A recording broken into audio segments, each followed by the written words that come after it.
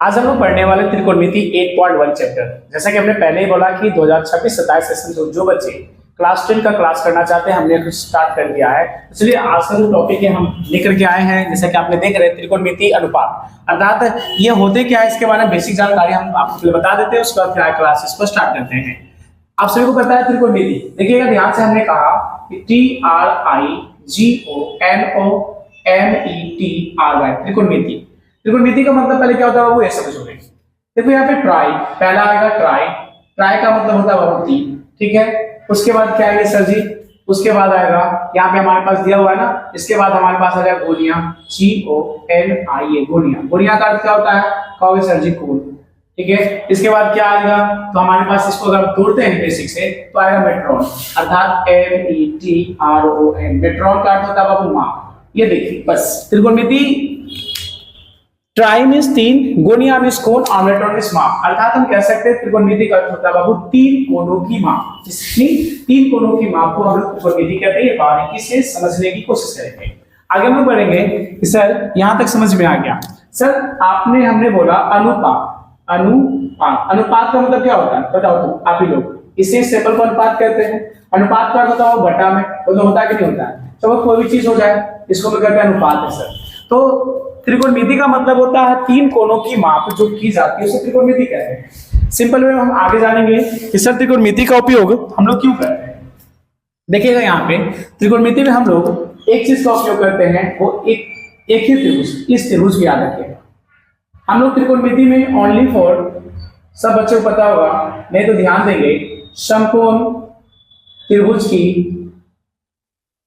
जानकारी रखेंगे, ठीक है। किसकी, समकोण त्रिभुज की जानकारी रखेंगे, याद रखिएगा। सर कैसे रखेंगे वो देख लो। मान के चलो कि ये P है, ये Q है, ये R है। सबसे बड़ा सवाल ये होता है कि सर त्रिकोणमिति में ओनली फॉर समकोण त्रिभुज ही पढ़ना होता है। समकोण त्रिभुज किसे कहते हैं ये जान लीजिए। तो आप सभी को पता होगा कि वैसा त्रिभुज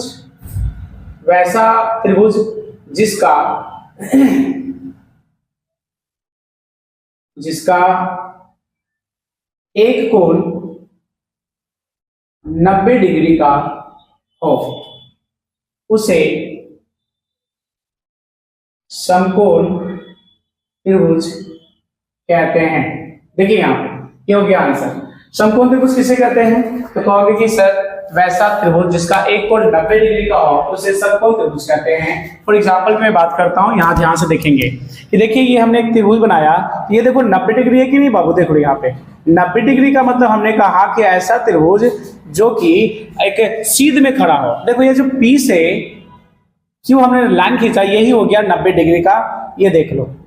और इसमें और भी क्या क्या है इसके बारे में बताएंगे हम आपको, लेकिन आपको जानना है कि समकोण त्रिभुज में ओनली फॉर 90 डिग्री अर्थात एक त्रिकोणमिति और समकोण त्रिभुज का ही फिगर बनेगा।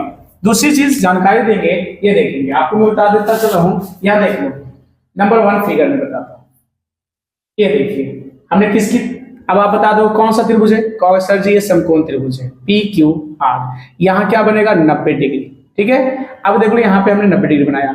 एक समकोण त्रिभुज की बात है तो यहाँ पे एक न्यूनकोण बनेगा, एक यहाँ न्यूनकोण बनेगा, ठीक है। यदि थीटा नीचे बना, देख लेना, यदि थीटा नीचे बना, इस फिगर का नाम कर्ण होगा बाबू, इसका नाम हो गया कर्ण, ठीक है। इसको शॉर्ट में कहते हैं H, इंग्लिश में कहते हैं हाइपोटेनियस, ओके। ये जो देखो लंबा है ना, इसको हम लोग कहते हैं बाबू लंब, इसको इंग्लिश में कहते हैं परपेंडिकुलर, शॉर्ट में P। नीचे कहते हैं बाबू, इसको कहते हैं आधार, इसको शॉर्ट में कहते हैं B, अर्थात इंग्लिश में कहते हैं बेस। अब देखो इस चीज को बारीकी से समझेंगे क्या सर, कि जो हमने फिगर ड्रॉ किया है, इस फिगर में आप गौर से देखोगे तो कर्ण का मतलब देखो, जो ये हमने P से R जो है कर्ण है। अब आप बचपन में देखे होंगे कि जो बच्चे स्कूल गए होंगे तो खेल में होता ना स्लाइडर वाला, ऐसा स्लाइड करने का सर जी बच्चे के लिए बनाते हैं ताकि बच्चे पढ़ने के बाद लंच होता है ना तो बच्चे खेलते हैं, तो इस स्लाइडर के रूप में कि नहीं, जिसे सीढ़ी भी कह सकते हो। ये जो बेस का मतलब हो गया आधार, जमीन हो गया, और लंब का मतलब जैसे हम लोग खड़े हैं तो लंबा है, लंब है सर, तो ये गया परपेंडिकुलर, ठीक है ना। तो ये एक फिगर याद रखिएगा। लेकिन थीटा नीचे बनेगा तो एक और फिगर देखोगे, हमने दूसरी की बात की, इस फिगर में क्या अंतर होगा, अब आप खुद पकड़ने की कोशिश करिएगा, ठीक है। ये देखिए बढ़िया से फिगर बना देना है आपको। मान लो ये P है, सर जी Q है और ये R है। ये तो 90 डिग्री होगी, एकदम परफेक्ट है। हमने कहा थीटा भी यहाँ ना बना करके थीटा हम यहाँ बनाएंगे। थीटा कहाँ बनाएंगे बाबू? ऊपर थीटा बना रहे हैं। थीटा कहाँ बना रहे सर जी? ऊपर। यदि थीटा ऊपर बनाएंगे तो चेंजिंग क्या होगा वो देख लो। थीटा ऊपर बनेगा तो कर्ण कभी चेंज नहीं होता बाबू, ये याद रखना, कर्ण नहीं चेंज होगा। लेकिन ये जो इसके सामने का जो रहता है ना, ये हो जाता है लंब, ठीक है। और इसके सामने का जो आता है ना, इसको कहते हैं सर जी आधार। तो चेक करो कि यदि थीटा ऊपर बना तो जो लंब था वो बन गया आधार, और जो आधार था वो बन गया लंब। इस प्रकार से इंटरचेंज होता है, बस इतना याद रखिएगा कि सर किस प्रकार से हमने ये चीज के बताया। तो ये दो फिगर जानना आपको बहुत ज्यादा जरूरी है, इसके बारे में याद रखेंगे कि त्रिकोणमिति में हमें मात्र एक फिगर पढ़ना है सर, जिसमें समकोण त्रिभुज पढ़ना है।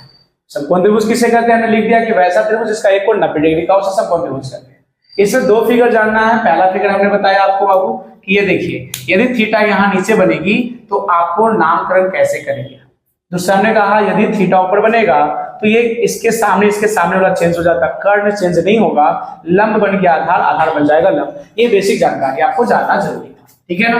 अब इसके बाद क्या जानना है सर? तो इतना हमने देख लिया कि हाँ इस फिगर का कंप्लीट हो गया। सर कहता है त्रिकोणमितीय अनुपात का मतलब इसमें हमको 6 अनुपात पढ़ना है। याद रखिएगा त्रिकोणमितीय कुल कितने अनुपात होते हैं? तो 6 होते हैं। ये आप सभी बारीकी से याद रखेंगे। कितने अनुपात होते हैं? तो कहोगे सर जी 6 अनुपात होते हैं। तो चलिए हम इसको अभी रेज करते हैं और आपको हम त्रिकोणमिति का 6 अनुपात बताते हैं। त्रिकोणमिति में टोटल 6 अनुपात होते हैं। कितने अनुपात होते हैं? सर कहोगे त्रिकोणमिति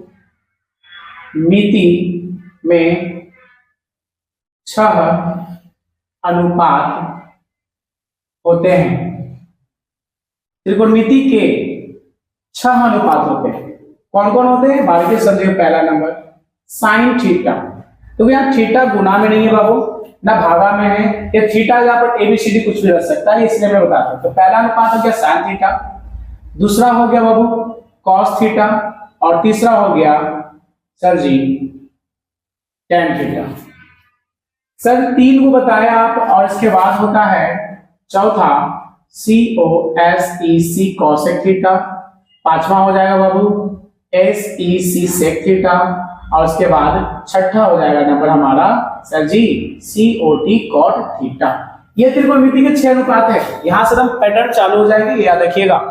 ये बेसिक जब तक जानकारी नहीं रखेंगे तब तक इसके बारे में नहीं समझ में आएगा। तो अगर आपसे कोई पूछा जाएगा